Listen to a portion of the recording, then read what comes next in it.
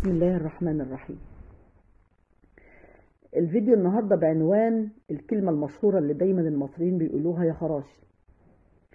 بيعود النطق بها من حوالي 1000 سنة تقريبا.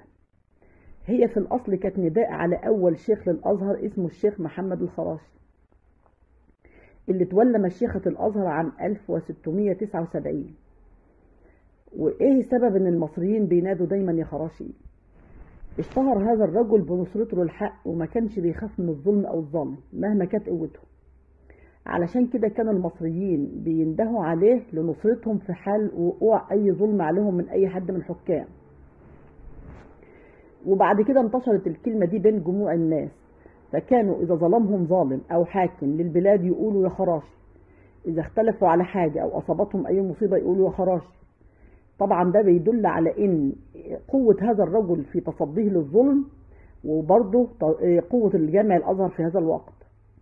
ومن الوقت ده كلمة يا خراشي بتتردد على ألسنة جموع الناس للدلالة على التعجب من شيء او حدوث حاجة غير مألوفة بتحصل لهم. وهو ده كان عنوان الفيديو بتاعنا النهاردة. يا ريت لو عجبكم تعملوا لايك وشير وتشتركوا في القناة. مع السلامة.